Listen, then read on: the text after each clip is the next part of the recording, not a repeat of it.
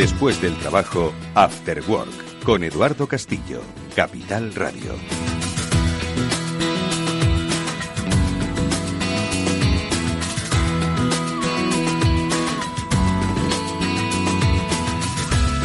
Hola, ¿qué tal? Buenas tardes a todos. Comienza ya el programa de la ciberseguridad en Capital Radio. Estamos en el After Work y desde ya mismo y hasta las 8 vamos a hablar de ciberseguridad, de amenazas cibernéticas, de soluciones y de protección, de concienciación y de datos, de nuestros datos, porque hoy, en realidad el pasado sábado, se cumplió un año de la entrada en vigor en Europa del Reglamento General de Protección de Datos, del RGPD, aquel reglamento que además de refrescarnos la memoria a algunos sobre aquellos sitios a los que algún día les dimos nuestros datos, también iba a provocar una concienciación forzosa por parte de las empresas a la hora de mejorar su seguridad. Un año de eso, ¿y qué es lo que ha pasado?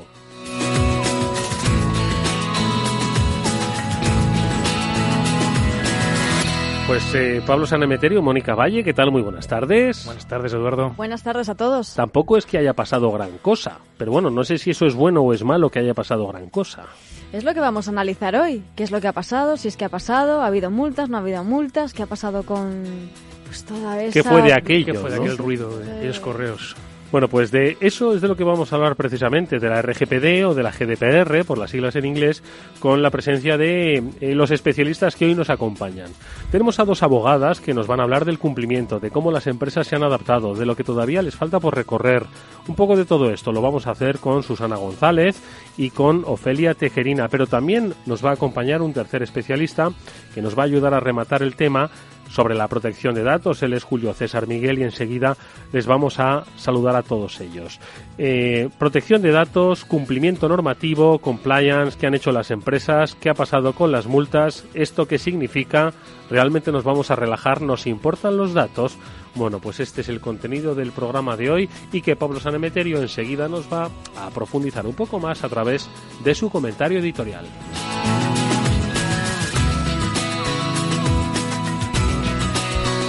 Hoy hace un año que entró en vigor el nuevo Reglamento General de Protección de Datos, RGPD o GDPR, por sus siglas en inglés. Reglamento que en otras zonas del mundo se suele ver con admiración.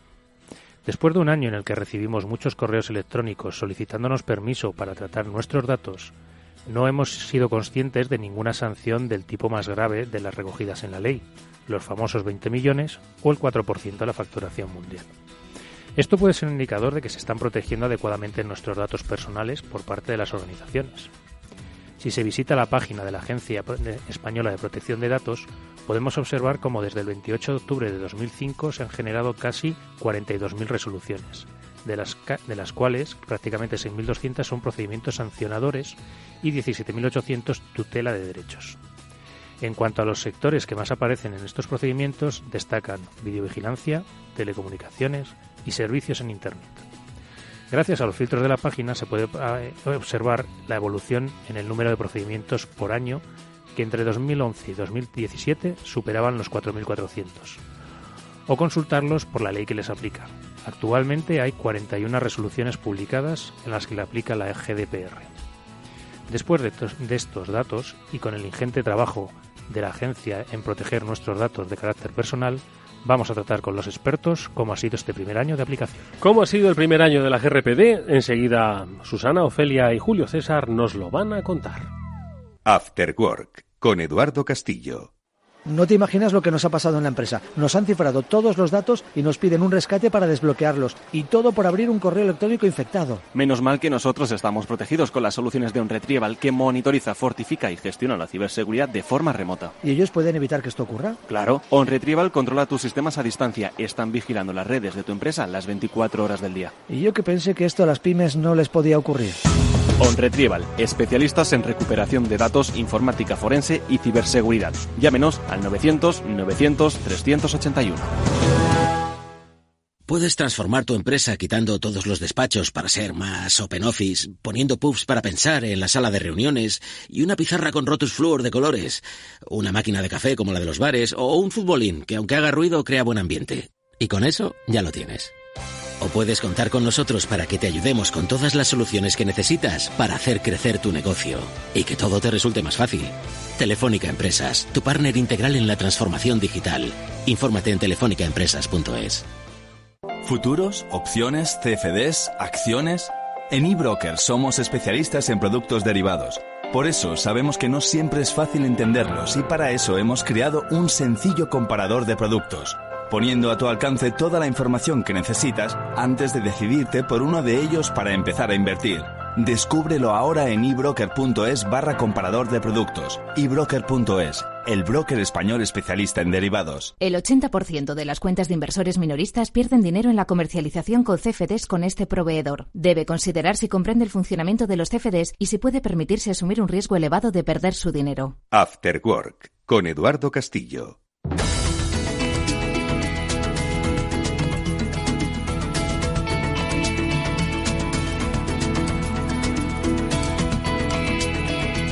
Y hoy nuestro apartado de noticias viene encabezado por una historia que, si no fuese verdad, daría para un libro de ciencia ficción. Y es que los especialistas de OnRetrieval nos van a contar cómo la ciberdelincuencia ha sitiado una ciudad estadounidense, nada menos, una ciudad como Baltimore. Ignacio Solinís es responsable comercial del área de ciberseguridad de OnRetrieval, es experto en ciberseguridad. ¿Cómo es posible, Ignacio, buenas tardes, que a estas alturas de la vida una ciudad como Baltimore, que muchos presuponemos una gran ciudad, pues haya sido víctima en su conjunto de los ataques de los ciberdelincuentes? Eduardo, y buenas tardes. After Work. Unos hackers tienen secuestrada una ciudad entera en Estados Unidos, pero no ha sido hoy. Es desde hace 2 semanas, ni más ni menos. Parece un auténtico thriller.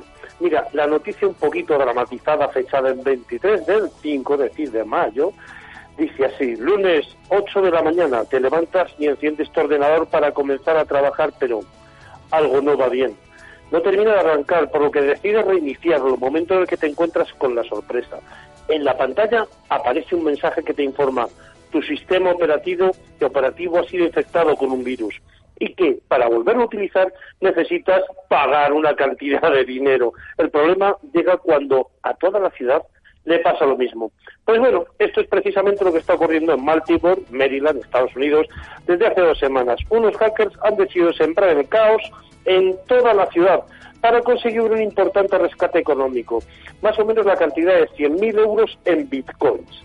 Esta es la cantidad que le solicitan por lo menos al consistorio de la ciudad para acabar con este secuestro masivo online, que está afectando a todos los ordenadores uno tras otro y lo van a seguir haciendo hasta conseguir su recompensa monetaria. Es evidente que la ciudad está siendo atacada y no por un asesino, sino por algo mucho más difícil de controlar, un pequeño grupo de ciberdelincuentes que están creando el desconcierto. Más de 10.000 ordenadores en Baltimore están infectados. Y estos hackers se han hecho con el control con un peligroso ransomware. ¿Y cómo actúa, Ignacio? Pues muy fácil. El funcionamiento del ransomware es sencillo.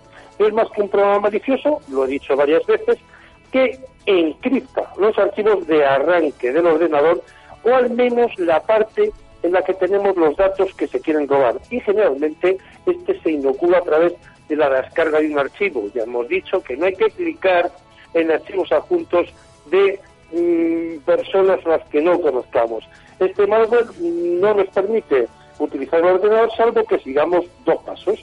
O pagamos y confiamos en la bondad de este grupo de ciberdelincuentes que nos van a devolver el control de nuestros archivos o no, o por el contrario, formateamos el ordenador. En este caso, perdemos todos nuestros datos, salvo que tengamos una copia de seguridad. Madre mía, un backup, que lo hemos dicho 1000 veces, algo que no siempre hacemos. En esta ocasión, la versión que se ha utilizado del malware es el Robin Hood, una versión del mismo de las más peligrosas que se han conocido hasta ahora. De hecho, los expertos aseguran que es extremadamente poderoso y que es imposible restaurar los sistemas si no se conoce la clave digital con la que se ha implantado. Solo los hackers que han iniciado el ataque pueden detenerlo.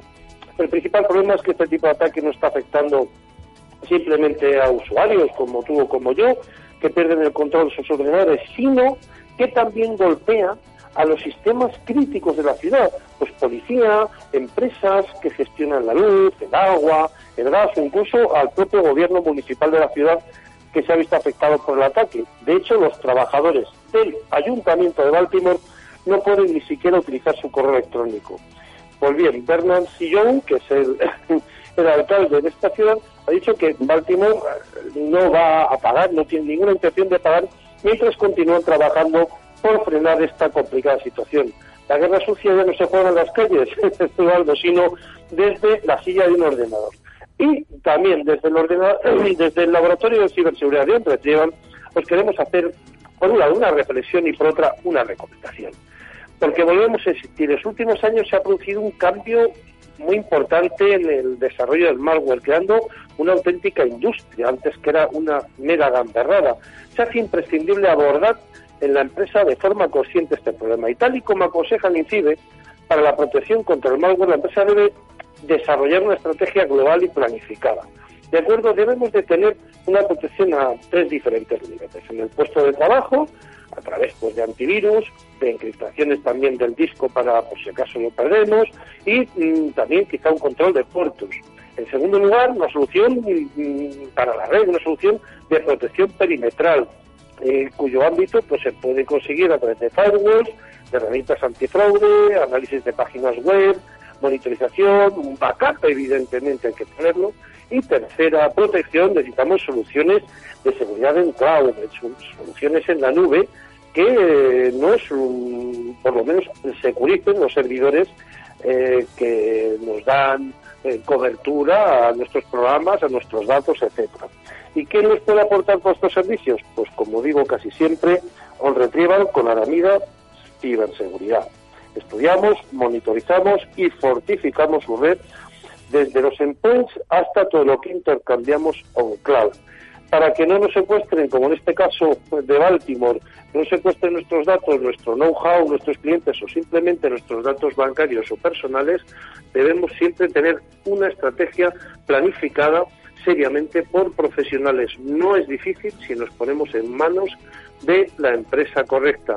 Y Eduardo, esto quizás es lo que hará a partir de ahora nuestro querido Bernard Sillon, alcalde de Baltimore. Y la ciudadanía y sus concejales, Ignacio, concienciación y herramientas que existen, y nos las ha recomendado como siempre Ignacio Solinís, que es responsable comercial del área de ciberseguridad de On Retrieval, es experto en ciberseguridad y nos da siempre muy buenos consejos. Ignacio, como siempre, muchísimas gracias.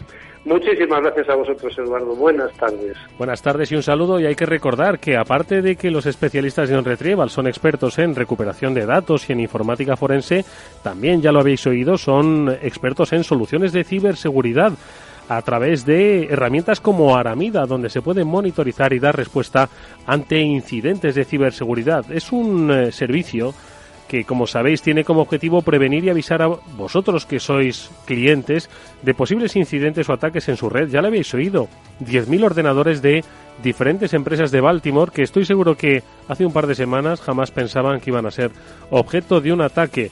Bueno, pues la posibilidad de tomar rápidamente las medidas necesarias, esto se produce gracias a herramientas como Aramida. Si queréis conocer más información sobre On Retrieval, 900-900-381, 900-900-381 o a través de sac@onretrieval.com. Nosotros seguimos con más noticias. Y además que también vienen vinculadas, Pablo, al tema que vamos a desarrollar hoy, y es que han sido filtrados los datos de 139 millones de usuarios de Canva, que es, si no me equivoco, un sitio web de herramientas de diseño gráfico y de composición de imágenes. Exacto, que se fundó en 2012 y facilita a los profesionales como usuarios y sin muchos conocimientos pues trabajar con imágenes. Pues ha sido ZDNet los que han estado a la alerta. Dicen que un atacante con el nombre Gnostic Players asegura haberse hecho con los datos de 139 millones de usuarios y que el ataque la intrusión tuvo lugar el 24 de mayo, pero que hubiera estado descargando datos desde el 17, con lo cual tiene esos datos desde hace algún tiempo. Incluye datos de carácter personal, como siempre, como nombres de usuario, nombres reales, direcciones de correo y dónde reside la gente. O sea, cuando rellenas la fecha de una página web de este estilo con tus datos personales, pues esos son los que se han filtrado. Bueno, pues que ahora nuestros especialistas nos digan qué es lo que le puede ocurrir a una empresa como Canva o por qué ha ocurrido esto a una empresa como Canva. Sí, lo comentaremos. entre otras noticias. Entre otras muchas noticias, que por cierto, más cosas, y esto lo contáis en BitLife Media, es muy significativo, ¿Cuántas horas tardan algunas empresas en detectar que han sufrido un ciberataque? Claro, y un ciberataque grave, además. Pues mira, ahora te lo digo. O sea, que en leve pueden pasar 2 semanas y no se han dado cuenta. Pueden venga a soltar información. Pueden pasar meses y tienen un infiltrado en sus sistemas y no se han dado cuenta.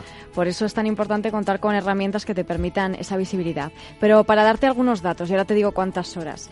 El 20% de los responsables de tecnología de las empresas no sabe cómo los ciberdelincuentes accedieron a sus sistemas en el caso de tener un ciberataque y durante cuánto tiempo permanecieron antes de ser detectados esos ciberataques.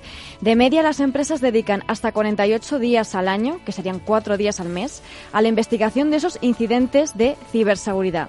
Estos son algunos datos que revela el estudio 7 verdades incómodas de la seguridad de los endpoints que elabora en este caso la empresa de seguridad Sophos. Y de media las empresas reconocieron tardar unas 13 horas, Eduardo, en detectar el ciberataque más significativo, digamos, que tuvieron el año pasado. Luego dicen, ¿cuáles son los activos que yo tengo? Si yo no tengo activos que me vayan a robar. Tú calcula 13 horas de inactividad de tu compañía y, bueno, entre los tangibles y los intangibles. Y luego ya dices cuál es el riesgo que tienes con la ciberseguridad. Lo cuentan en BitLife Media. Más cosas. Un pirata. Bueno, una pirata. No, una investigadora. Bueno, perdón. Entonces una hacker en esta ocasión, una ¿no? Investigadora. Vale, es que pensé que era una de las malas, ¿no? Es una hacker. Entonces, la que ha revelado hasta 4 fallos desconocidos en Microsoft en menos de un día, nada menos. Claro, ya es famosa. Tiene una cuenta de Twitter, aunque la han bloqueado, pero tiene una cuenta de Twitter que se llama Sandbox Escaper. ¿Por qué la han bloqueado? Pues porque a alguien no le debe gustar que publiquen fallos sin procesar. A ver, en general en el mundo de la seguridad se suele hablar del disclosure responsive, la forma de informar de forma responsable de este tipo de fallos. Lo que pasa es que, bueno, pues un investigador que encuentra un fallo, en el fondo es un poco el propietario del fallo. Muchas veces se puede hablar con empresas a las cuales te lo compran, o pues puedes hacer como esta chica, que no es la primera vez que lo hace, que los publicas y los pones a disposición de toda la comunidad. En sus primeros tweets, sobre todo, estaba enfadada, parecía un poco con el mundo, con la parte de que no se corrigieran los fallos de seguridad de forma relativamente rápida. Entonces, pues en esta ocasión, pues ha publicado uno que era una elevación de privilegios. Básicamente, tú entras en tu ordenador y tienes un usuario restringido y lo que haces es conseguirte hacer el administrador de la máquina sin que alguien te lo permita. Y otro tenía pues un fallo de seguridad en el navegador que le permitía ejecutar código de otras DLLs. Pero básicamente es un poco el debate que siempre hay en la industria sobre si yo soy el propietario de un fallo y lo he descubierto, tengo 2 opciones: o te lo cuento de forma responsable y generas el parche y cubres a la gente, o en el fondo yo soy el propietario y lo puedo publicar si no me compensa, no me interesa o no estoy de acuerdo, estoy enfadado con esa compañía. Un poco cada uno tiene sus motivaciones. Al final hay que velar también por los usuarios y los clientes de esos servicios, ¿no? Que les estás fastidiando, por decirlo claramente. Sí, bueno, les estás exponiendo, evidentemente. Lo que pasa es que también te dirán que los que les exponen son la gente que hace el software que no lo ha corregido. Sí, pero si has descubierto un fallo, lo suyo. A ver, lo suyo es hacerlo de forma responsable, informar a la compañía que se genere un parche, y una vez ya generado ese parche ya se puede informar públicamente y te dan, entre comillas, el reconocimiento. Y también un poco en muchos aspectos el tiempo del investigador también cuesta. Una última cuestión. Mónica, ¿es posible que estemos hoy frente a 3 ciberabogados, esa figura que reclama la Estrategia Nacional de Ciberseguridad? Pues vamos a verlo, sí, porque mira, el pasado 12 de abril fue aprobada la Estrategia Nacional de Ciberseguridad. ¿Y por qué hablamos hoy de esto? Pues porque esta estrategia, que pretende garantizar el uso seguro y fiable del ciberespacio, pues contenía una novedad, y es que el texto reclama la creación de la figura de un ciberabogado. No lo dice literalmente con ese término, ¿vale? Pero sí que hay un bloque de medidas para implementar en la estrategia, y entre ellas pues está la importancia de formar a profesionales del derecho para que se conviertan en expertos en ciberseguridad y así puedan proteger los derechos y libertades de ciudadanos, estados y empresas. Bueno, las 3 personas que hoy nos acompañan serán los formadores de esos futuros expertos, porque saben mucho, les vamos a conocer.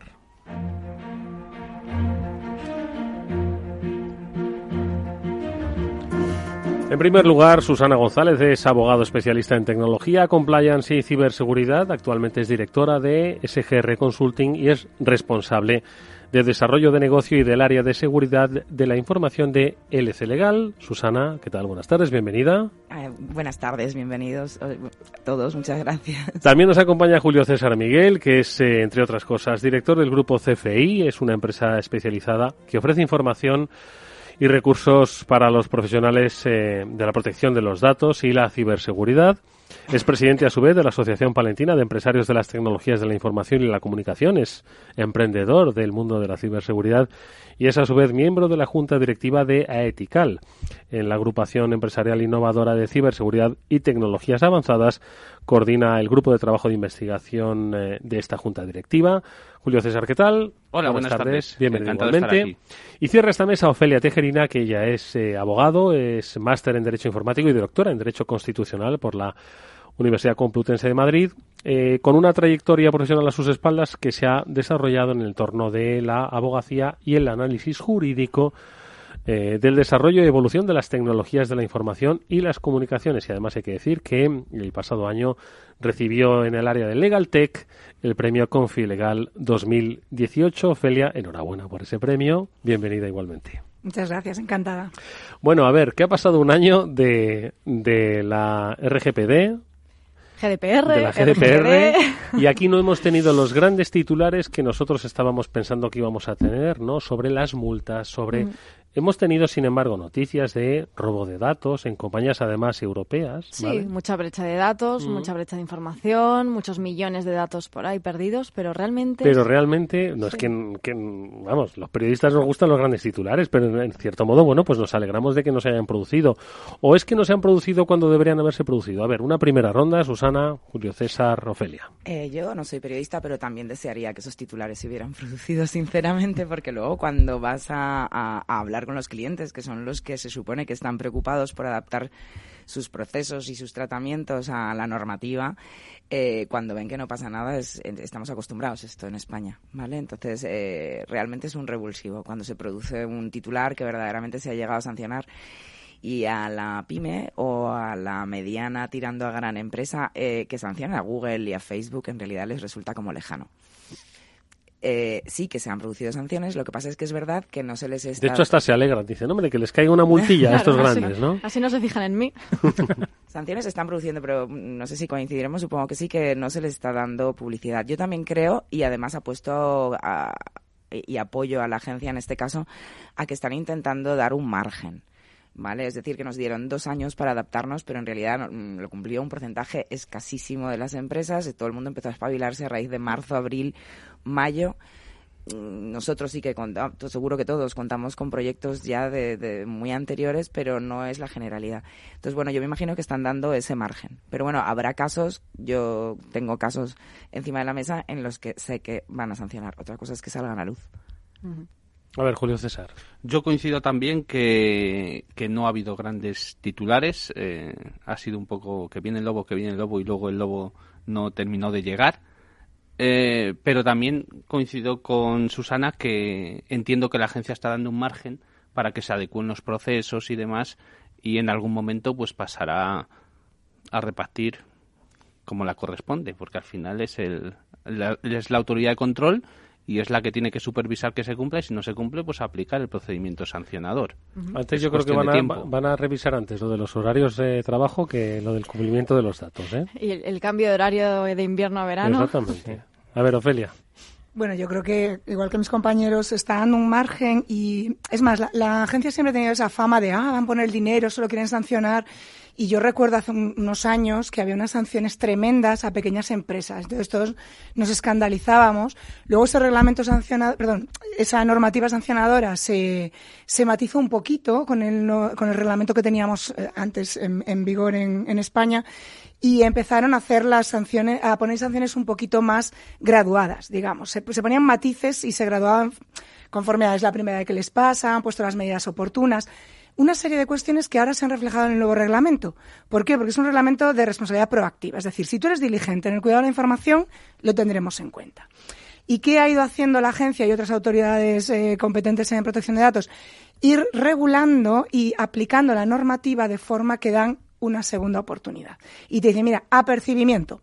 Pero luego nos llegan los clientes, los que han denunciado y dicen, solo han apercibido, ¿qué forma de imponer la ley es esta? A ver, aclarémonos, centrémonos, no se trata de ganar dinero, ni la agencia ni cualquier otro organismo que quiera ganarlo con las sanciones, porque este dinero va al tesoro público.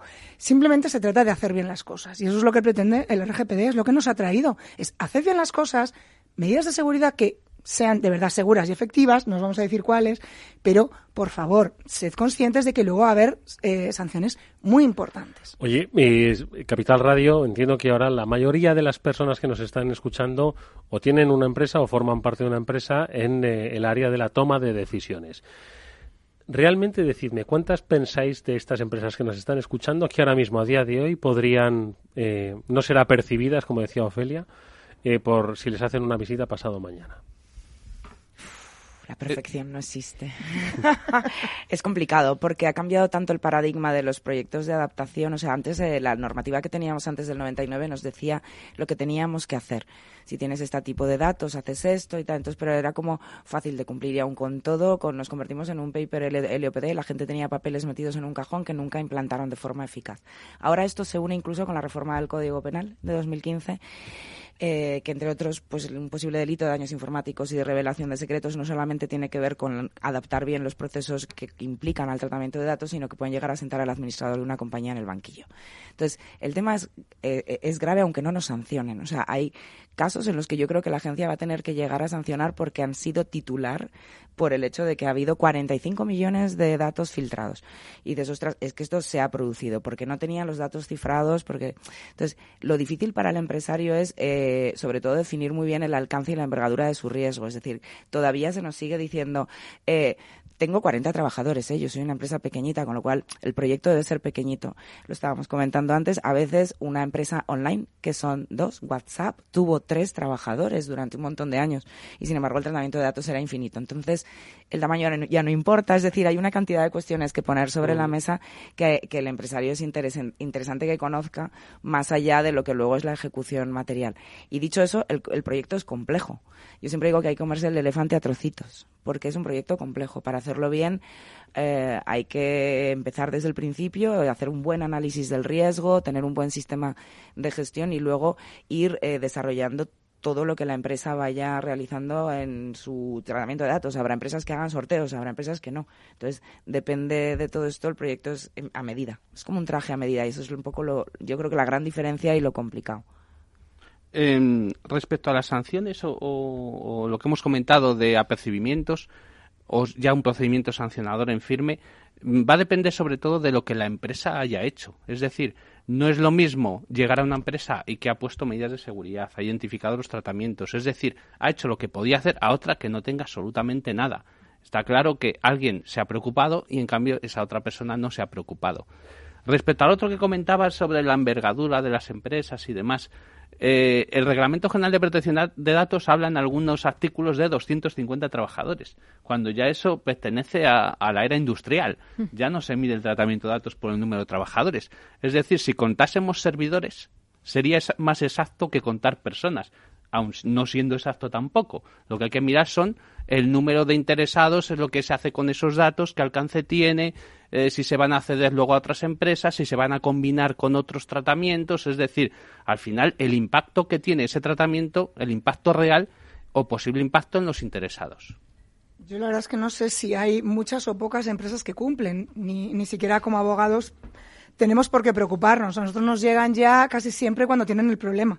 En eso participamos. En vez de llamarnos para prevenir, que sería lo ideal, que esa sería la función que podríamos tener como abogados, y ya no nosotros, sino aquellos especialistas que al final se certifican como DPOs, los famosos delegados de protección de datos. Ha publicado hace poquito la Agencia de Protección de Datos una infografía sobre las cifras, ¿no? Las estadísticas del reglamento en el último año. Y bueno, entre esas estadísticas publicaba que había 30 y pico mil, más de 34.000 delegados de protección de datos registrados en la agencia. Claro, entre esos 30 y pico mil, más de 30 y pico mil, hay fruterías que tienen delegado de protección de datos. Es decir, hay estafas con esto. Te venden la moto de que necesitas un delegado. Y luego hay empresas que, aun teniendo el delegado de protección de datos, que puede ser personal interno, contratado laboral, puede ser compartido con otras empresas, no les hacen ni puñetero caso. Y claro, a mí qué más me da que me diga que una empresa cumple, que lo tiene todos los papelitos, su documento de seguridad, que tiene su DPO, si luego no le hace ni puñetero caso al pobre DPO. Y también en esta infografía, publicaba la agencia, decía, reclamaciones resueltas satisfactoriamente a través del delegado de protección de datos. 2.079. Son reclamaciones que están resueltas y además a través del delegado. Creo que estas cifras nos dan un poco la idea. Bueno, las reclamaciones recibidas eran más de 14.000, Creo que estas cifras nos dan una idea de cómo está el panorama.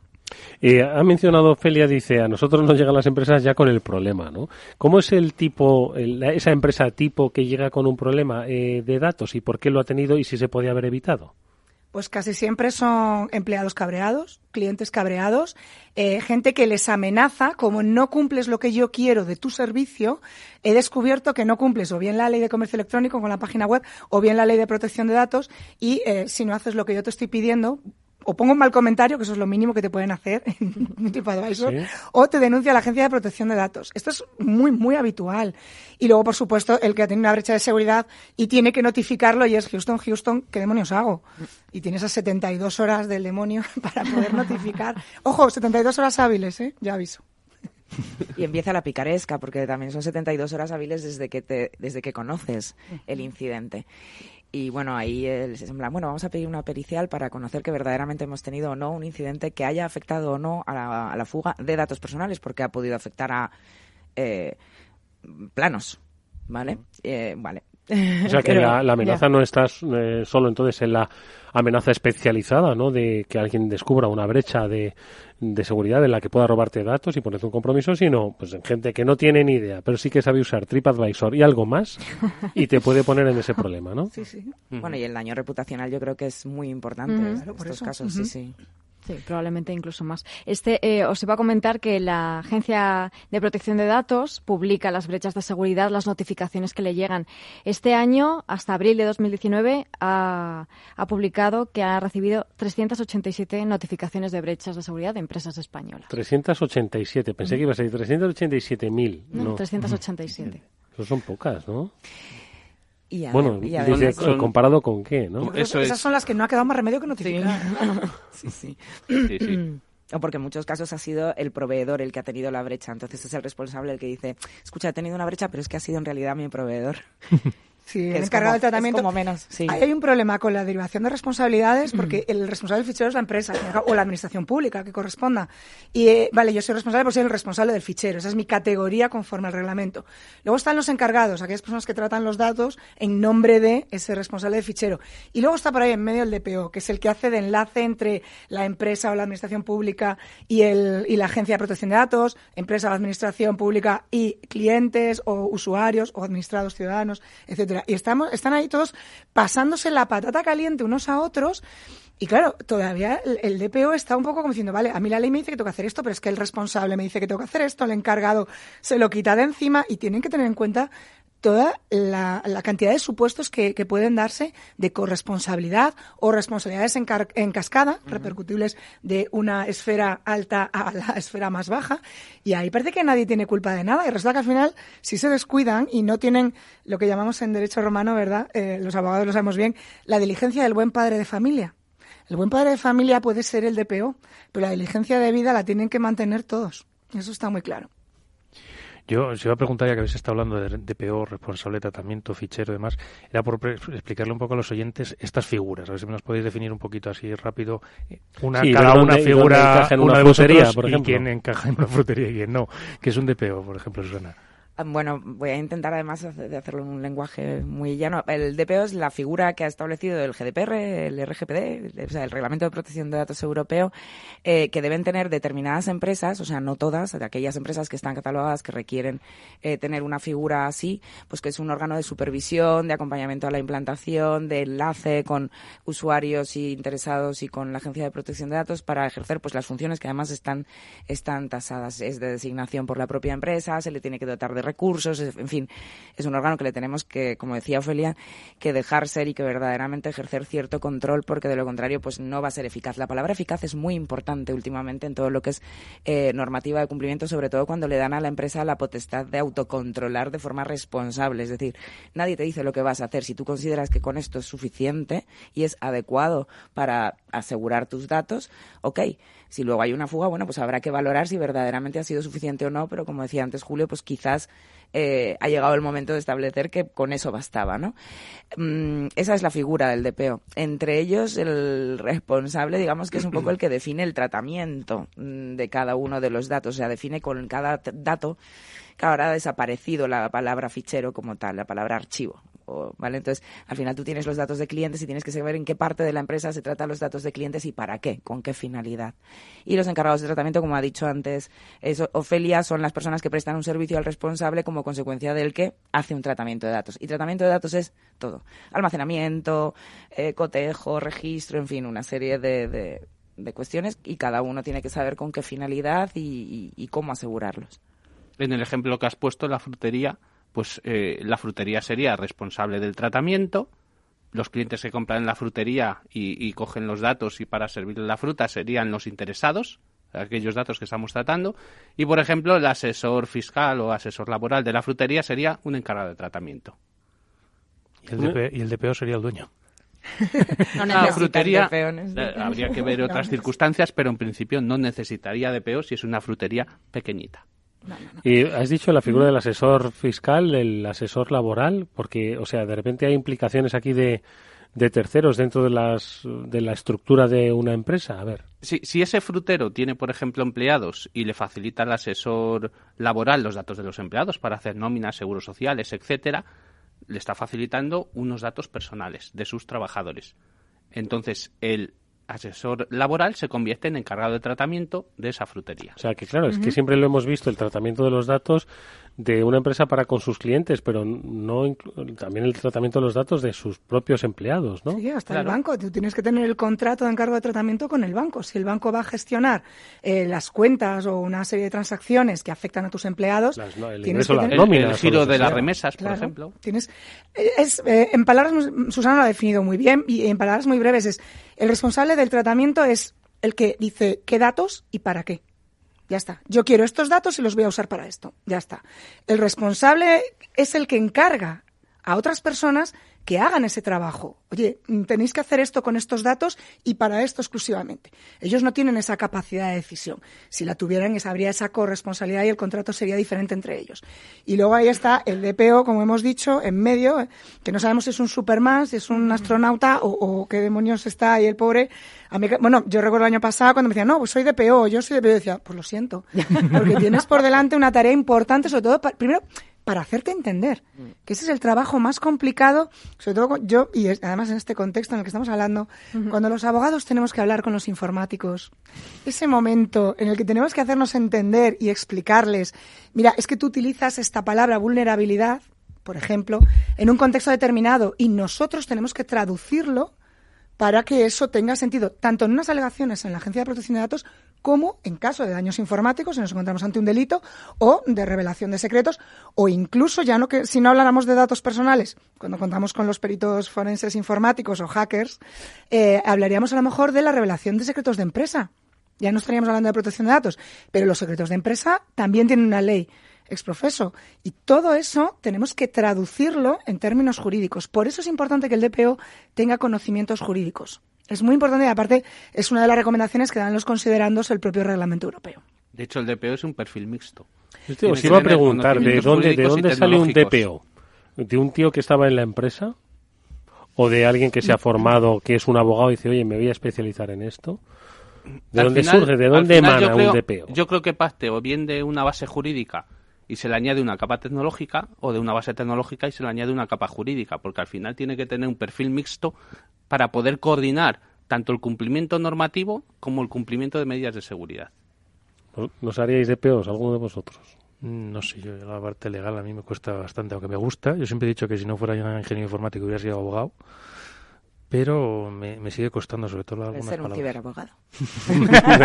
de los que pide ahí de los nuevos, nunca se sabe. Pero bueno, yo iba a preguntar un poco por si el DPO tiene algún tipo de potestad o capacidad para defenderse en esta situación en la ley, porque parece un poco que es la figura indefensa o sin capacidad por lo que estáis contando. No, todo lo contrario. De hecho, el responsable final es el responsable del tratamiento.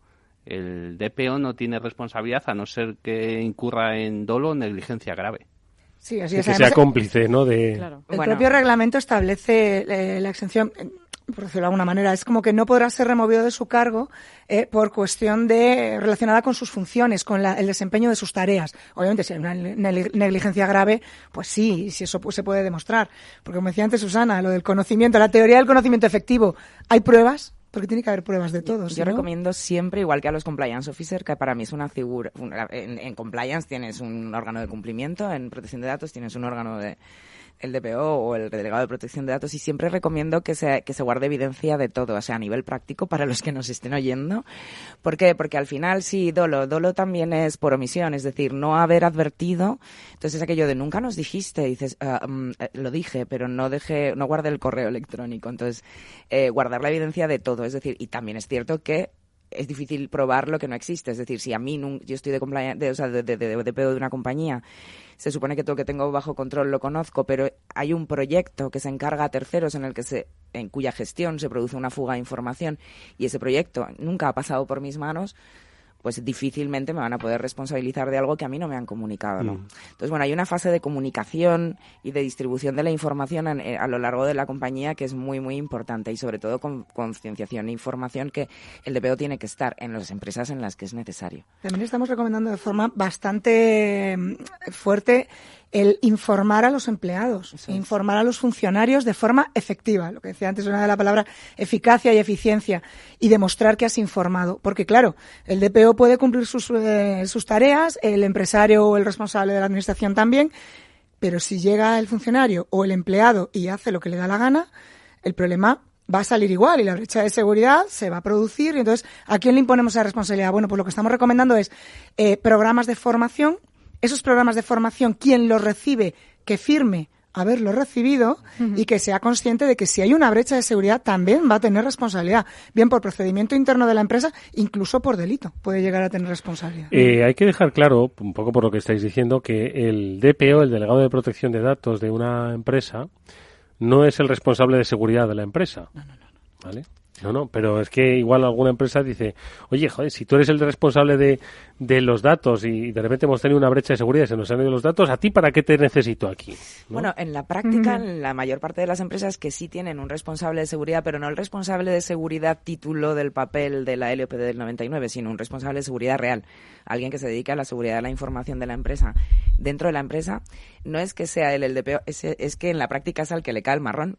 De verdad, o sea, yo lo veo así de veces. O sea, es en plan, la el futuro DPO, ¿no? No tenemos nada que ver con no tenemos a nadie en derecho, pero sí que tenemos a alguien de seguridad informática. Tú. Te ha tocado. Es la LOPD para ti, y es verdad, suele ser. El responsable de seguridad además tiene un perfil mucho más técnico, y ahí sí que de verdad tiene que tener unos conocimientos de informática potentes, porque es el que va a tener que decirle incluso al DPO, oye, mira, creo que las mejores medidas de seguridad para este tipo de tratamiento y con los riesgos que esto implica ante una fuga o un tratamiento no autorizado, creo que son las medidas, y te lo tiene que decir el responsable de ciberseguridad, para eso está. Sí, pero claro, ahora mismo la que habéis de decir una empresa de menos de 40 empleados que no solo necesita un responsable de seguridad, sino que además necesita también a un DPO, ¿vale?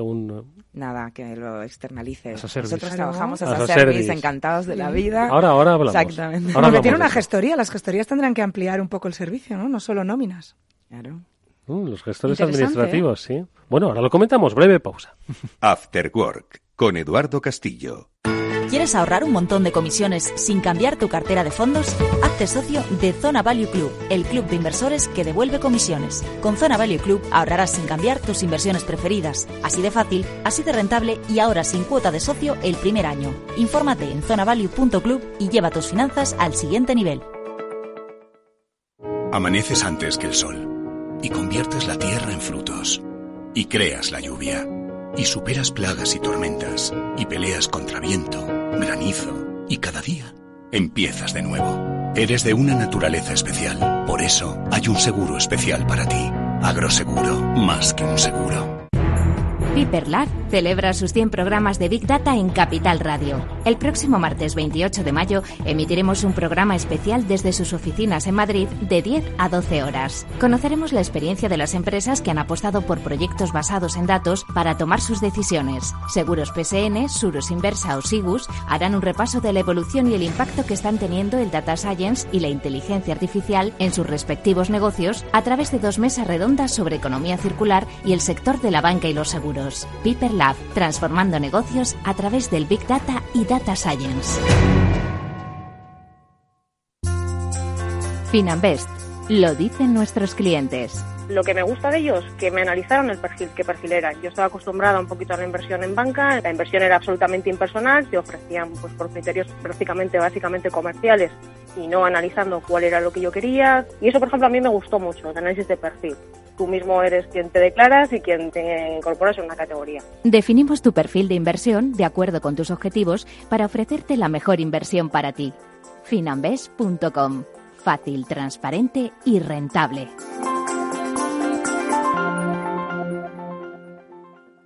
After Work, con Eduardo Castillo.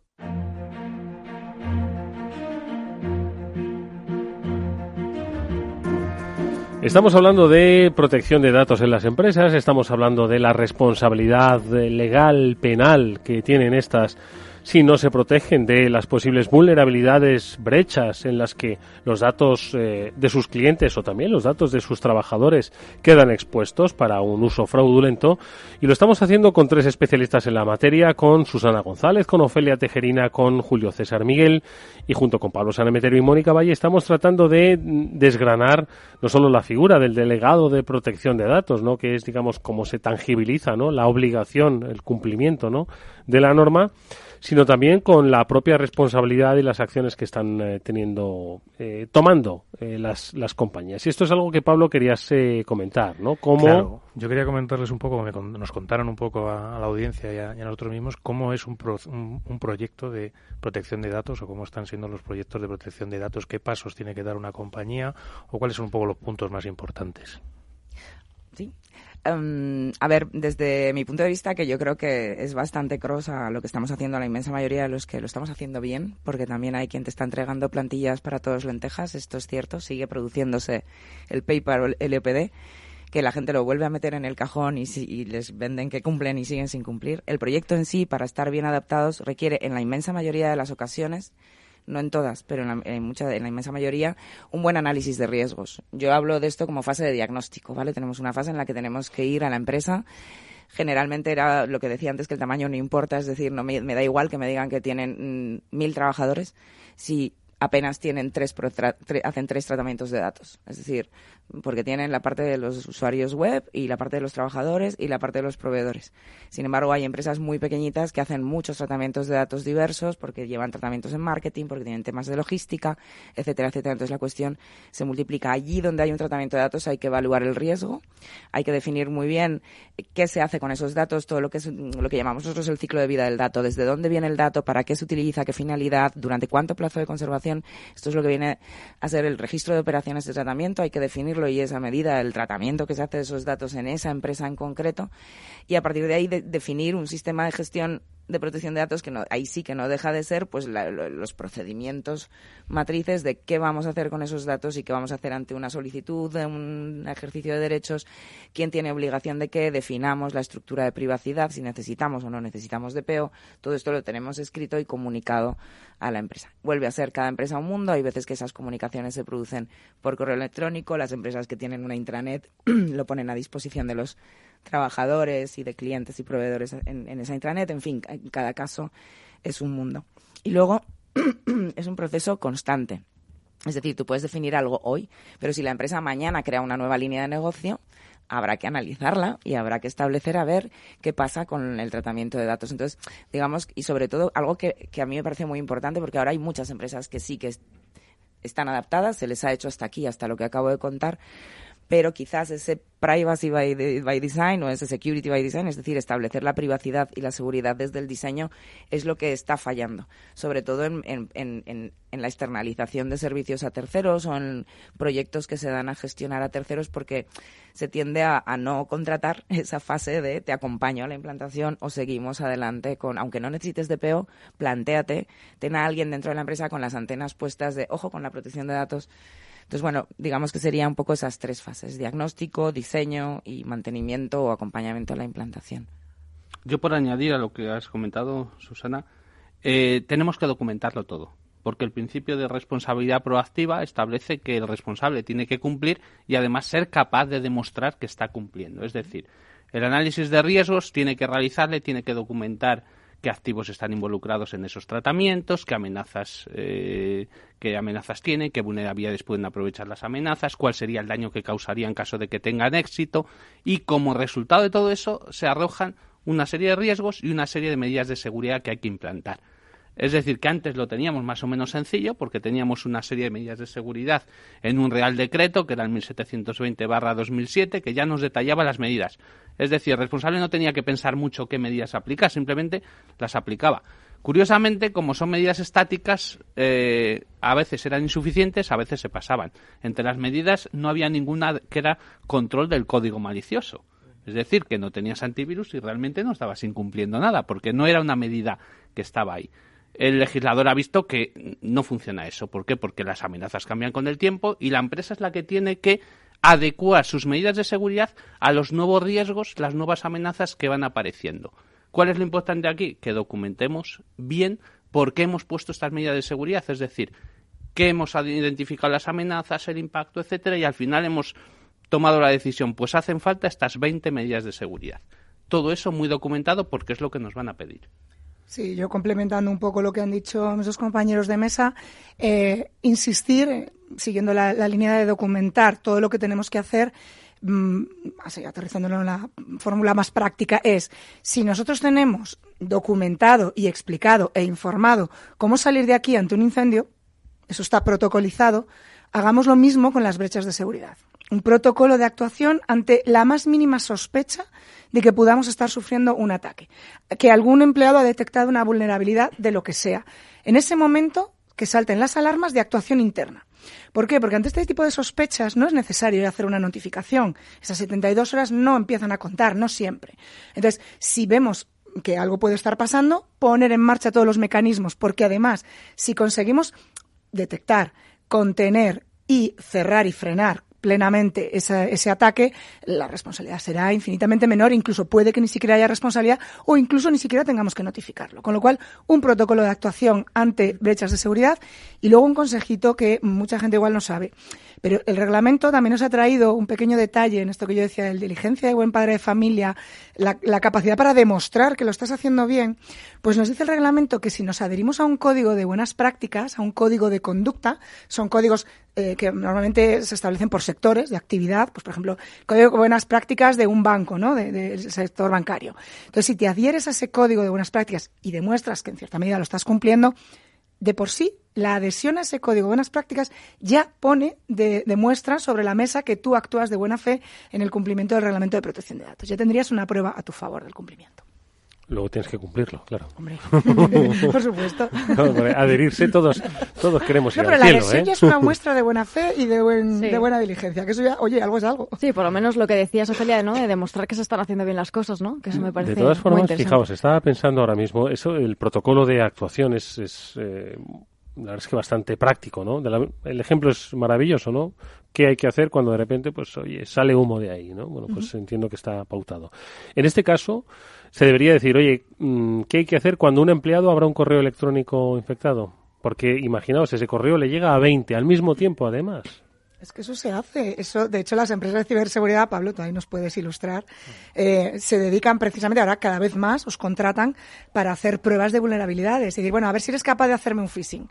Y os contratan para eso, para que hagáis picar. Eso cuéntanoslo tú, ¿no? No, se hace evidentemente dentro de los ejercicios de simulacros o de las auditorías de seguridad que se hacen periódicamente a las compañías. Cada vez más se solicita y se piden este tipo de ataques, tanto correos electrónicos como USBs, como formas de infectar, digamos, un poco más allá de la pura detección de las vulnerabilidades expuestas por una compañía. Sí, además explicáis la ingeniería social, cómo funciona y cómo pueden ser engañados.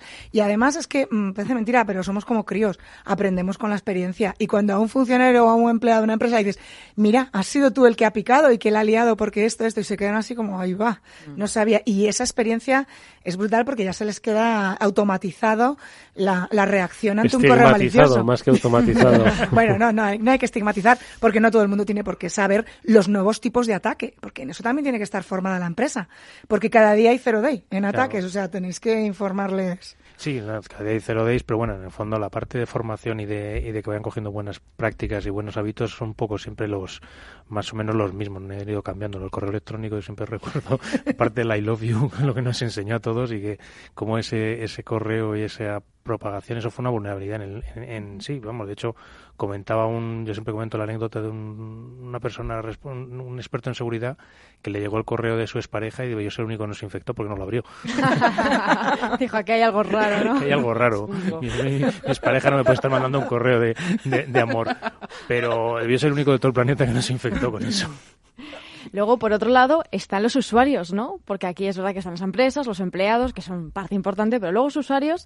De hecho, el otro día, el sábado, publicábamos en BitLife un artículo analizando qué es lo que había ocurrido este año. Y llegábamos a la conclusión de que los usuarios siguen desconociendo estas normas, qué es lo que ha pasado, saben que llegaron unos emails, que unos tal y cual, pero es que no saben. Entonces, una norma que realmente venía a traer transparencia sobre los datos, que el usuario tenía el poder de sus datos, que tal y que cual, ha venido y se ha vuelto muy opaca. Por lo menos para los usuarios, yo pregunto a la gente y no saben qué es esto del GDPR. Los usuarios en general no saben de ciberseguridad y los empleados de las empresas en gran medida no saben de ciberseguridad. Y es paradójico que para manejar una carretilla a la persona se la pida el carnet de carretillero, y para pilotar un ordenador con la capacidad que tiene de paralizar toda la empresa porque un ransomware ha entrado en el equipo y ha cifrado su disco duro y el del servidor que te da una unidad de red conectada. La capacidad que tiene de meterse un troyano y que le hagan a la empresa un fraude al CEO. O sea, las empresas todavía no forman a sus empleados en ciberseguridad cuando la protección es para la propia empresa, no para el empleado. Como colateral, luego al empleado le va a venir bien para su vida particular, su vida doméstica, esos conocimientos de ciberseguridad, para no ser víctima de un phishing o una mordida en su cuenta del banco. Pero la empresa sería la primera que tiene que decir, tengo que formarles porque si no me la va a preparar alguno. Y es cuestión de tiempo que si no les tienes formados, te la preparen. Yo conocía a un CISO que lo decía, dice, les vamos a formar para que en su vida normal en particular estas cosas las detecten, porque así luego lo van a traspasar a la organización. Yo no sé si a mis compañeros cuando participáis en actividades formativas os pasa, pero cuando termináis de explicar, nos explicamos la parte legal, terminas de explicar y empiezan las preguntas y es para un amigo. Sí. Nos ha pasado a todos. Sí, yo la verdad es que no estoy muy incentivada tampoco con las conclusiones sobre los usuarios. O sea, de hecho, creo que una labor fundamental que tenemos como usuarios cuando una norma nos está dando el control, aunque nos dé igual, es empezar por nuestro móvil y tener ese mínimo interés por configurar bien la privacidad y seguridad de nuestras cuentas. Es verdad que para eso hay que leer, jolín, pero están en las redes sociales, todos escribimos cantidad de cosas, hay artículos maravillosos, la agencia INCIBE, la OSI, o sea, hay cantidad de infografías, cosas muy visuales que te dicen, ojito con tener la geolocalización constantemente activada. Entonces, esa inquietud de decir, ¿por qué? Vamos a ver por qué, lo encuentro, lo busco, oye, pues ese día ya he configurado algo interesante por mí, ¿vale? Entonces, falta un poco esa inquietud. Creo que funcionamos a golpe de robo o sanción. Yo he detectado esa inquietud, sobre todo cuando hablamos de menores. Sí. Los padres, cuando cuentas algo, empiezan a pensar en lo que hacen sus hijos y ya ponen la alerta y se lo aplican además a ellos mismos. Vuelven con la pregunta, oye, es para una amiga. Y cosas que les estás contando para que tengan cuidado con los chicos, enseguida se lo aplican a ellos mismos. Ahí sí que les afecta, porque, por desgracia, cada vez vemos más noticias sobre temas de acoso a través de la red, sobre tema de redes, de pederastas, en fin. Creo que ahí sí que hay una sensibilización bastante importante y que ha crecido mucho en los últimos tiempos, por suerte. Incluso con el tema de juego online. Claro, sí. Oye, el año pasado, hace un año, pues ya con la inevitabilidad de la entrada en vigor de la GRPD, muchos de los especialistas nos decís, bueno, oye, hay aspectos mejorables que entiendo que a medida que pase el tiempo se van a ir mejorando. ¿Se ha mejorado algo? ¿Cuánto es el recorrido que debemos tener pues para empezar a hacer modificaciones del actual reglamento y que de alguna forma, bueno, pues no sé, se adapte un poco a las realidades, ¿no? Ya yo voy a dejar a mis compañeros porque a mí el reglamento me encanta, me parece una norma buena. No, y igual no hay que mejorar nada, ¿eh? Buenísima, me parece flexible. Desde mi punto de vista, me parece una norma buena y muy adaptada a la realidad. Iba a comentar antes que yo siempre explico, incluso pues en las conferencias o en las empresas, que es una norma que surge para adaptar una norma del 99, que aun cuando tenemos normas del 81 que siguen en vigor y que están fenomenal, en este caso era muy importante porque digamos que viene a adaptarse a la transformación digital, que es que la estamos viviendo. Entonces, está preveyendo situaciones que tienen que ser flexibles porque mañana ya habrán cambiado.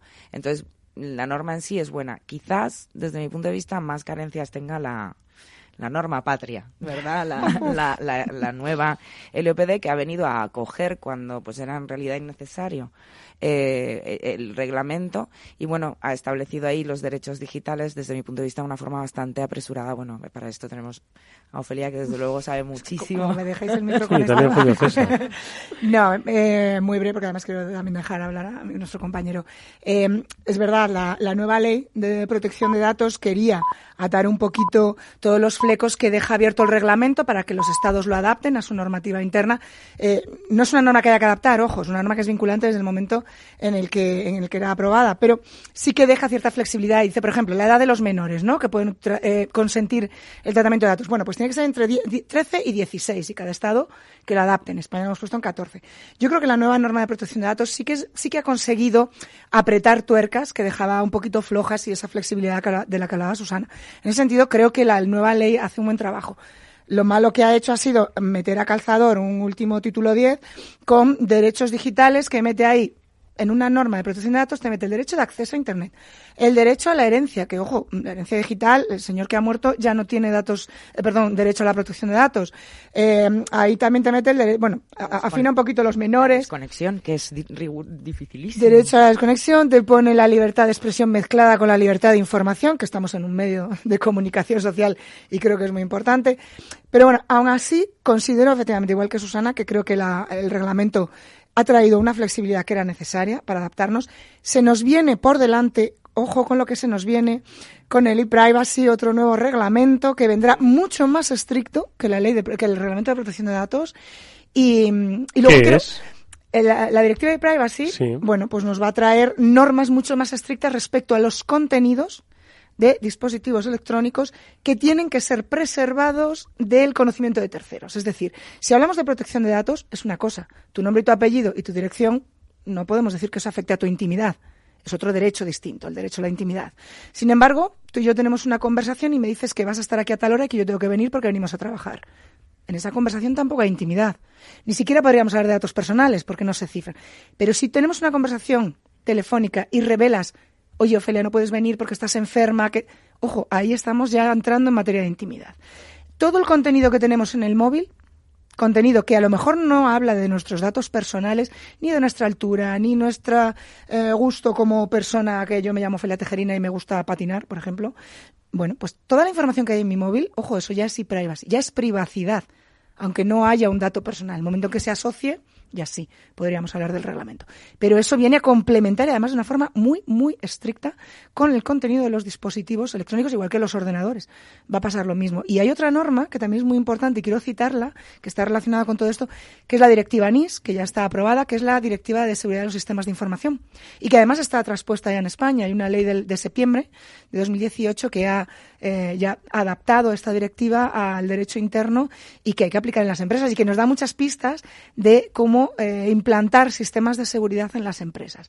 Todo está absolutamente relacionado. Y otra directiva que se acaba de aprobar, que es la de contenido, la de el suministro de contenidos digitales.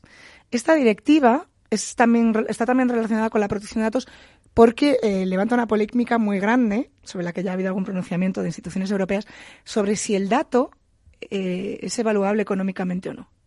La propiedad del dato, si se puede vender, si tú utilizas mis datos me pagas por usarlos, y ahí hay una polémica muy, muy importante, pero debo decir que el Supervisor Europeo de Protección de Datos ya se ha manifestado y ha dicho que, ojito, los datos personales no son mercancía susceptible de compraventa ni negocios jurídicos de derecho civil, que eso es un poco técnico, pero... No, al menos en Europa. Al menos en Europa. Yo estoy de acuerdo, ojo, no me gusta nada eso de que se compren y vendan los datos y que se pueda mercantilizar. Claro. ¿Y entonces qué hacemos con Facebook, Google y demás? Bueno, pues es que ahí lo que no queremos es que nos diga Facebook, Google, oye, si me dejas tus datos, te pago tanto. Claro. Eso es lo que estamos tratando de evitar, no la venta de bases de datos, que eso es otra historia. Pero el que a ti te digan, oye, por tus datos te doy tanto dinero. Eso es lo que tratamos de evitar, al menos los que estamos en contra de que se haga. Uh-huh. Y peor aún, los datos de quién valen más y los de quién valen menos. Porque eso luego también se empieza a mercantilizar. Y es lo que hay que traer. Un dato personal es un derecho fundamental. No es como mi casa, que la puedo vender en ajeno y me olvido de los derechos que tengo sobre esa propiedad. Uh-huh. Pues, hombre, mis datos no. Eso es totalmente revocable, faltaría más. Pues hay empresas que están empujando para que se haga esto, porque no hay ni uno ni dos, hay varios informes diciendo los usuarios estarían dispuestos a vender sus datos a cambio de... Ya, pero es que hay que decirles que son un poco inconscientes, claro, que los derechos fundamentales tienen límites y no pueden... Oye, cuando nosotros participamos en encuestas y ofrecemos nuestros datos para esas encuestas, al final estamos cediendo gratuitamente, ¿no?, nuestros datos personales, nuestro derecho fundamental. Al hilo de lo que decíais, es que al final terminarías degenerando lo de Facebook, terminaría degenerando en no es que te pago por tus datos, es que no te cobro por el servicio uh-huh. y puedo utilizar tus datos. Es decir, al final todo acaba degenerando en esa situación de que ellos lo que quieren son los datos para vender las veces que les dé la gana y demás. Al final lo que se trata es de ponerles en cintura, que es muy complicado. De hecho, esta ley es europea, pero es de aplicación mundial, porque cualquier empresa que trate los datos de ciudadanos europeos está sujeto a la normativa. Es decir, que no es una ley europea, es de aplicación mundial. De todas formas, está prohibido que te digan, ¿quieres que te preste este servicio? Me tienes que dar todos tus datos genealógicos y tu primogénito. Esto está prohibido. ¿Por qué? ¿Dónde está el límite? Si tú quieres que yo te preste este servicio, una aplicación para localizarte en determinado sitio, necesito tu geolocalización, necesito quién eres, etcétera. Pero claro, no te pueden pedir datos en exceso, porque sabemos que la calidad de los datos es un principio básico de la protección de datos que conocemos del año 90 aquí en España y no se pueden pedir más de la cuenta y eso está prohibido por el reglamento. Así que mucho ojo que cuando nos piden para usar la linterna todos los datos de nuestra familia, algo raro está pasando. La cuestión es que a la gente le da igual, porque entiende que el dato suyo, la gran mayoría, ni es un valor fundamental uh-huh. y que si es para acceder a un servicio como el de la linterna, que es importante en las noches de oscuridad, pues sí. Oye, se lo doy porque es que me da igual. Y ya vimos aquí que cuando se salió el tema de Cambridge Analytica... Vale, pensaba ¿no? que ibas a decir también el de WhatsApp reciente, cuando tuvo esta vulnerabilidad con la videollamada y demás, pues había gente que decía, oye, ¿qué más da si es que los datos que yo tengo en WhatsApp no son tan importantes? Incluso algún medio de comunicación, aquí entonando el mea culpa, que no fuimos nosotros, ¿vale? Pero algunos, diciendo que total, que los usuarios no se preocupasen tanto, que total, ¿qué más da si alguien echa un vistazo en tu WhatsApp si no eres nadie, ¿no? Pues hay que intentar... Sí, pero luego nos preocupamos hasta cuando vemos un anuncio en Facebook de me han escuchado en WhatsApp porque me ha puesto Facebook este anuncio y entonces está todo... Bueno, se han hecho hasta anuncios de televisión precisamente con el cachondeo que tenemos, con que nos escuchan por todas partes. Ahora está de moda lo de que Alexa te escucha hasta claro, cotas insospechadas. Por eso yo siempre suelo dejarles mensajes a los que escuchan de Alexa. Claro, pero ahí cuando le dices al usuario, Alexa? Te escuchan porque le has dado permiso de acceso al micrófono y dicen, claro, o sea, realmente eres tú el que puedes configurar y decidir. Otra cosa es lo de la linterna, que dices, le das acceso para que active o no active una luz, o también para entrar a todos tus contactos, todas tus imágenes guardadas en la galería. Entonces, es un poco la limitación que decía Ofelia, que eso, pues así no debería ser. ¿Vosotros estáis notando como especialistas que se está produciendo un cambio de tendencia en cuanto a la privacidad, esa vuelta a la privacidad de los usuarios? Porque hasta hace bien poco y todavía hoy pues estamos ofreciendo nuestra vida, obra y milagros a través de Instagram y múltiples plataformas, ¿no?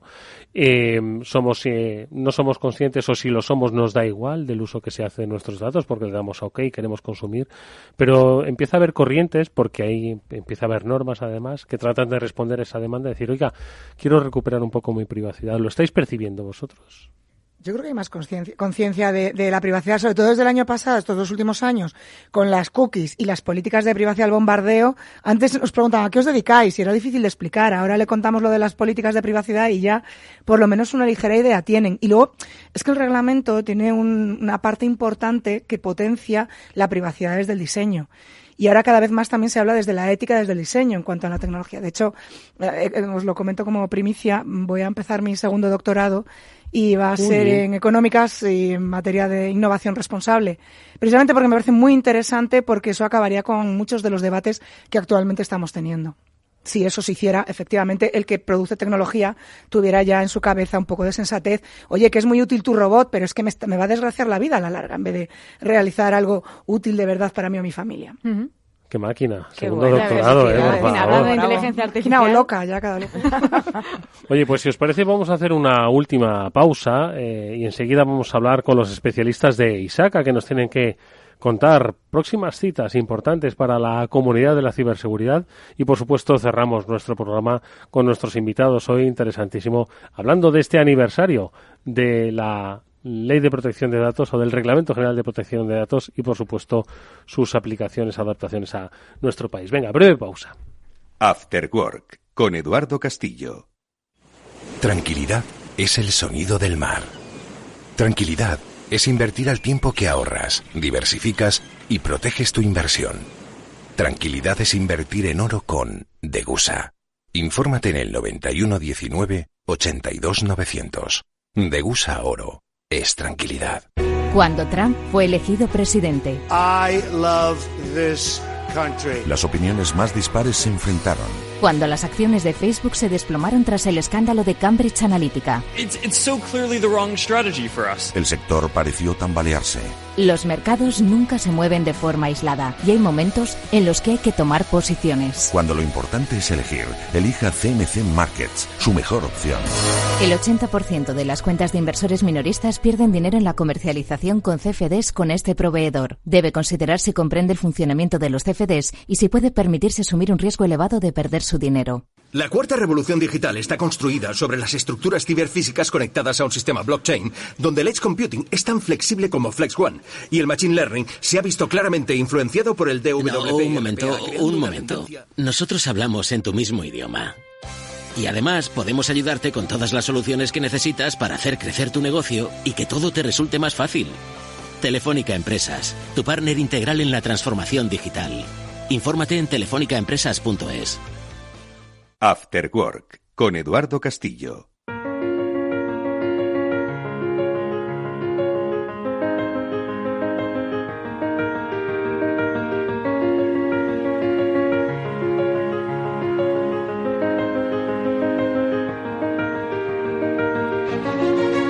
Y esta sintonía que nos invita a conocer cuáles son los próximos eventos que en el sector de la ciberseguridad van a tener lugar y a los que, por supuesto, os invitamos si vuestro tiempo e interés así lo suscitan. El primero de ellos, nos vamos hasta ISACA. Ya sabéis que es una de las entidades certificadoras más importantes del mundo de la ciberseguridad. Y el próximo día 5 de junio celebran el HLCA, la High Level Conference on Assurance, juntará a profesionales de la ciberseguridad, auditoría de sistemas, gestión de riesgos tecnológicos. Nos decían hoy nuestros especialistas aquí en Derecho Tecnológico que lo primero de todo es la gestión de riesgos, el análisis de riesgos de tu compañía. Bueno, pues aquí vais a tener oportunidad de saber por dónde se están moviendo las amenazas, los trabajos y sobre todo los desarrollos y las aplicaciones para combatir las inseguridades. Pablo Blanco es miembro de la Junta Directiva de ISACA. Pablo, ¿qué tal? Buenas tardes. ¿Qué tal? Buenas tardes, Eduardo. Oye, encantado de que nos acompañes unos minutos para hablarnos de este evento. Es el congreso anual, además de ISACA, es una cita importante.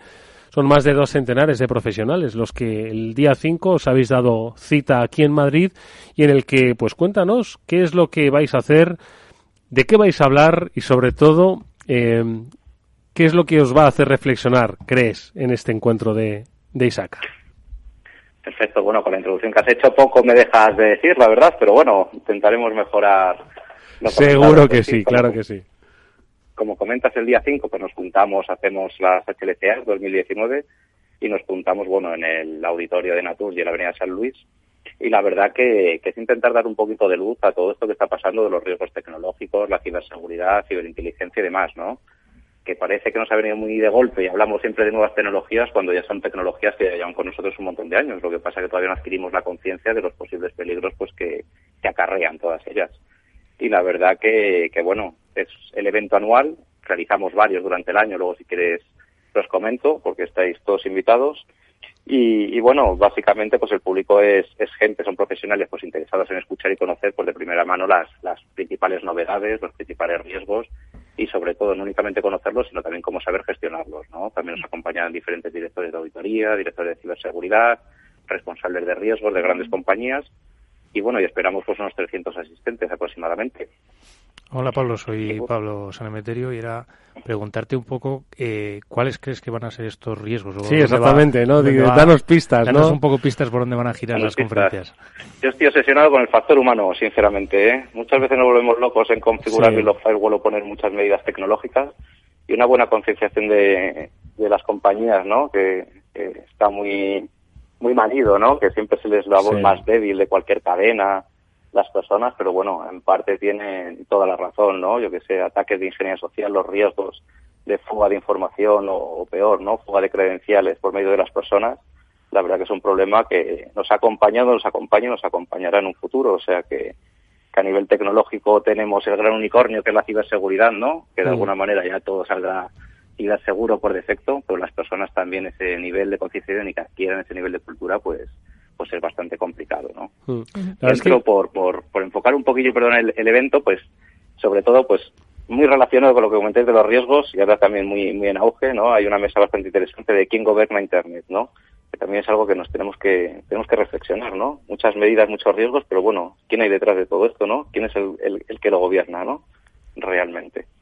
Bueno, la verdad es que tiene muy buena pinta, la verdad, por las respuestas o por lo menos aproximaciones a grandes preguntas que se realizan las personas. Y lo que decía Pablo Blanco de Isaca tiene toda la razón del mundo. Es decir, estamos hablando en numerosas ocasiones, ¿no?, de cómo se están sofisticando, ¿no?, tecnológicamente los ataques, pero al final siempre habrá una persona que sea la que abra la puerta, ¿no?, a dichos ataques. Recordáis hace apenas unos días que hablábamos del threat hunting, ¿no?, como uno de las tendencias, pero al final puede haber una caza de amenazas, puede haber una localización, pero que si hay una persona que es en realidad, sin saberlo, una amenaza potencial en el seno de su compañía, poco importa lo que se investigue, ¿no?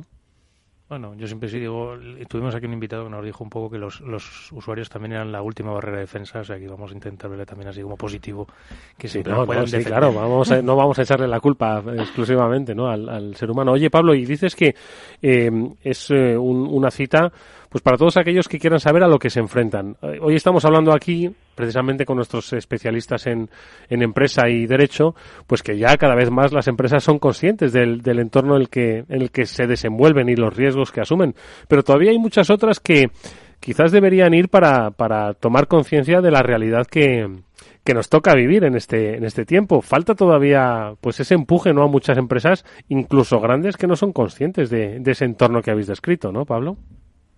Sí, así es, la verdad. Eso siempre dicen que hay dos tipos de empresas en materia de ciberseguridad, que son las que han sido atacadas y las que no saben que están siendo atacadas. O sea pero es un problema muchas veces de la alta dirección de la organización. Si ellos no ponen los medios y no ponen las pautas de que realmente todo se tiene que hacer de una manera segura, porque cuesta exactamente lo mismo, ¿no?, hacerlo de una manera segura desde un inicio o no hacerlo. Pues es uno de los grandes problemas también a los que nos enfrentamos. O sea, que hay empresas todavía que se creen, porque son noticias, y muchas veces parece que en España nunca pasa nada, ¿no? Y son noticias que vienen de fuera y siempre, pues, el hijo de uno nunca es feo y de alguna manera, pues puedes ver que no te va a pasar nunca a ti, cuando tú estás igual dispuesto que cualquier otra organización a nivel mundo, ¿no? Por cierto, Pablo, ¿qué tal? Soy Mónica. Hoy hemos estado hablando aquí de GDPR y de diferentes normativas, ¿no?, relacionadas con, que afectan a la ciberseguridad. Y veo que tenéis una mesa redonda, pues, precisamente sobre las implicaciones del cumplimiento de la directiva NIS, que hemos estado hablando, lo ha mencionado Ofelia. Vais a tratar, imagino, que estos temas, pues, con profundidad. Pues sí, la verdad que es una mesa bastante interesante. Mira, ahí, por ejemplo, pues viene el CISO de AENA, Viene Silvia Barrera de Cenepic, viene el CISO de Naturgy, viene la gente de Entel y Innotec y viene pues también la gente de Deloitte pues a descubrirnos, ¿no? Cuáles son las implicaciones del cumplimiento de la directiva NIS. Muchas veces se habla mucho, de alguna manera, pero es la manera de desgranar, ¿no? Y de que haya ciertos ejemplos de cómo se está implantando en organizaciones, cómo se tienen que hacer las notificaciones y demás. O sea que es bastante interesante, sinceramente.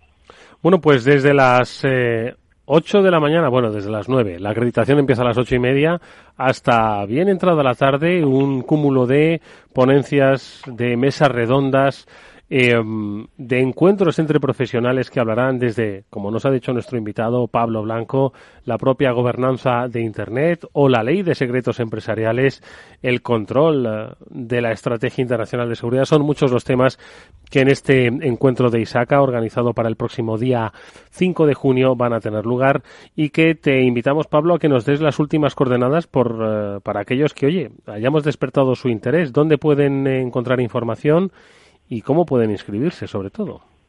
Pues mira, directamente desde la página de ISACA Madrid, en los programas está HLCA 19, y ahí podéis inscribir. Incluso tenemos un código que hemos abierto, decimos, vamos aquí a tener un detalle también con la gente de Afterwork, y es HLCA 19 Afterwork, y así obtienes un 50% de descuento pues para la gente que se apunte, ¿no?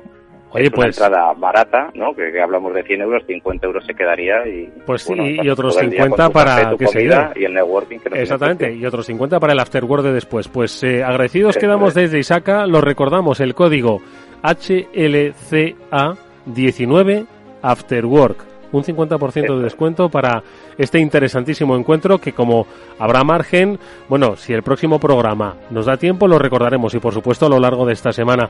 Os deseamos, Pablo, toda la suerte del mundo. Será un gran encuentro. Muchísimas gracias. Genial, muchas gracias a vosotros. Un saludo. HLCAE 19 Afterwork, lo repetimos, un código de descuento que desde ISACA pone en la exposición de todos los que nos estáis escuchando si queréis asistir con un 50% de descuento. HLCA 19 Afterwork. Y si no, lo repetimos mañana. Pero, ojo, que al día siguiente, si os habéis quedado con ganas de más, tenemos otro encuentro, Mónica, el riesgo se dispara.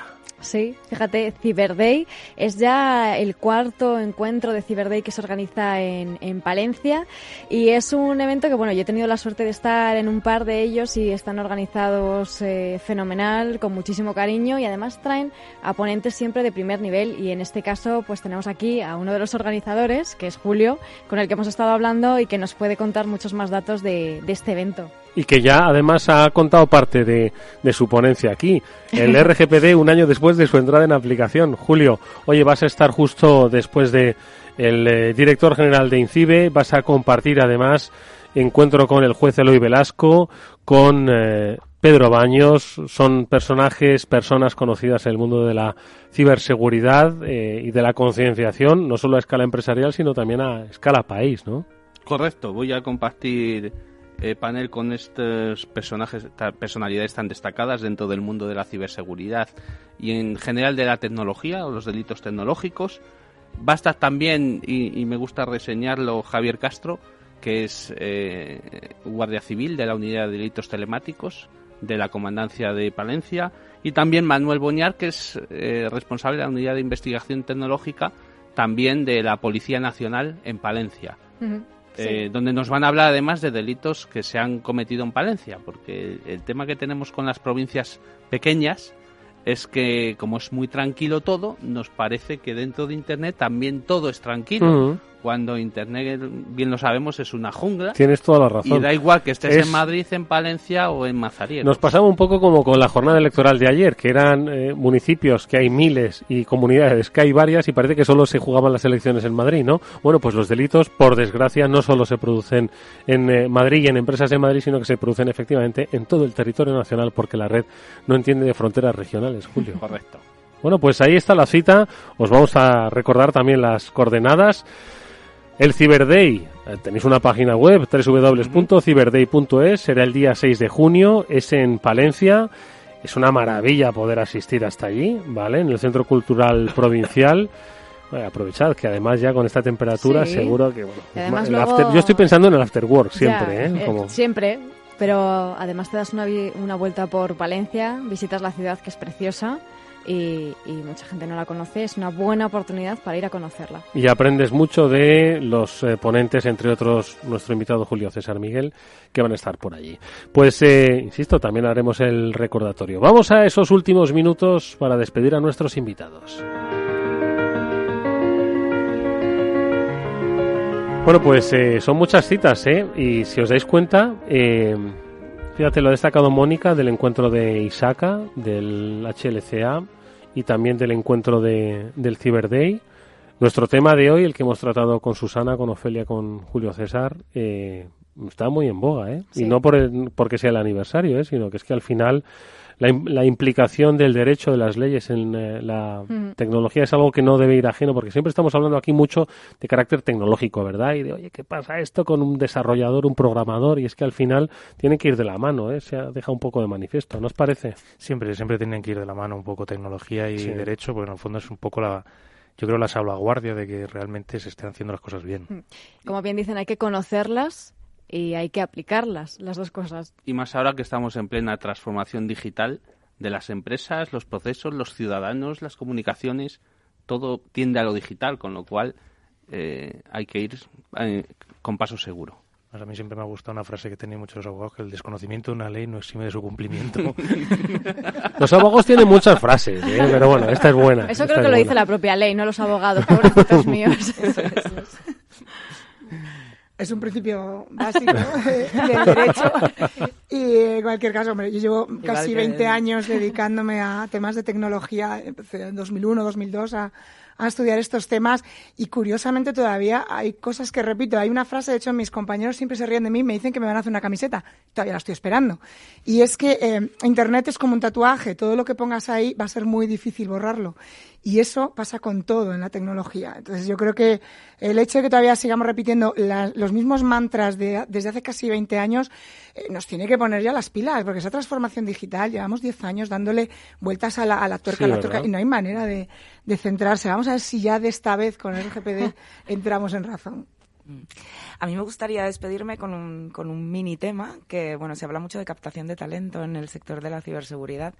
Y bueno, yo en mi pequeña parcelita conozco muchos grandes expertos, entre ellos tenemos aquí gente que así lo es, maravillosa, pero no así en nuestro sector, en el sector legal tecnológico. Yo de verdad sí que quiero lanzar un llamamiento a todas las personas que están estudiando la carrera y que quizás estén buscando la carrera de Derecho y que quizás estén buscando una especialización actual, transversal, muy flexible, muy de abogados de camiseta y vaqueros, que yo creo que verdaderamente, bueno, yo soy una apasionada de esto y sí que es verdad que hoy por hoy no salen de la carrera sabiendo. Y el otro día daba una charla de concienciación para las personas que están justo ahora empezando las carreras, los de segundo de bachillerato, y una chica que me decía, me ha encantado lo que me dices, porque yo juraba que derecho tecnológico era como nuestra tecnología, ¿sabes? Y es que les siguen dando en tecnología el ondulado del cartón corrugado y el hacer un enchufe de tal. Entonces, claro, no es la tecnología que ellos verdaderamente, de hecho, tratan todos los días. Así que eso. Sabéis que hay que hacer un Alec McBeal, pero de delitos tecnológicos, ¿no? Sí. Eso siempre impulsa mucho las carreras. Un poco más centrados, a ser posible, un poquito más centrados. Lo justo, porque también nos lo pasamos muy bien. Pues bueno, sí. Susana, la verdad es que somos unos cuantos compañeros en el mundo de la tecnología. Somos y más allá de la rivalidad que se supone de los abogados, la verdad es que nos lo pasamos como los indios cada vez que nos juntamos. Por eso, porque vaya peligro cada vez que se juntan. Por lo menos 2 abogados. En este caso han sido 2 abogados y, bueno, Julio, tú eres empresario, ¿no? Empresario e informático. Ah, vale. Pero bueno, para el caso sabe mucho igual de la RGPD. Pues eso, han sido Susana González, ha sido Ofelia Tejerina y ha sido Julio César Miguel los que hoy nos han acompañado para hablar de protección de datos, del papel, la responsabilidad que tienen las empresas, que tienen las personas que forman parte de las empresas. Y os agradecemos mucho, de verdad, que nos hayáis puesto un poco más de claridad sobre este interesantísimo tema, que es menos tecnológico, pero es igual de necesario, que es el de las leyes en este entorno digital. Gracias a los 3. Muchas gracias. A vosotros. Hasta y Pablo y Mónica, que muchas gracias como siempre, que nosotros nos vamos hasta la próxima semana. Hasta el lunes que viene. Hasta el lunes que viene, exactamente. Escuchad, vamos a recordar HLCA 19 After Work. Aprovechadlo. Eso es. Una oportunidad única. Estuvimos además en el último y siempre los organizan fenomenal. ISACA también son unos eventos que hay que aprovechar hasta la última sesión porque están muy bien. A nuestros invitados también pueden hacerlo, Desde que luego. El hecho de que no sean invitados, también. No, ¿vale? Ahí tenéis el código. Gracias, Pablo y Mónica. Nosotros, amigos, nos vemos mañana, como siempre, a las 18:30 en el Afterwork de Capital Radio. Néstor Betancor cerró técnicamente el programa que abrió Alberto Coca. Está Jaime Trujillo en la producción. Y como siempre os habla, encantado de hacerlo, Eduardo Castillo. Hasta mañana.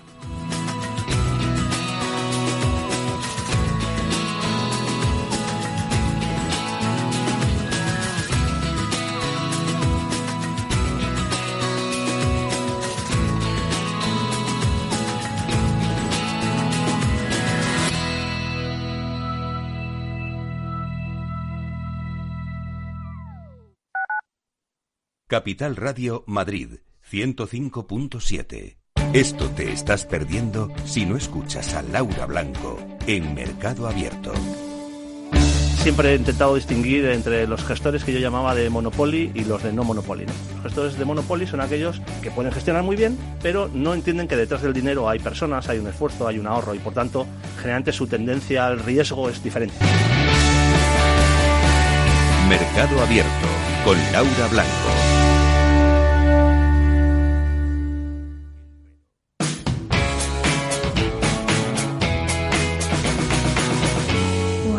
Capital Radio， 照亮经济的前程。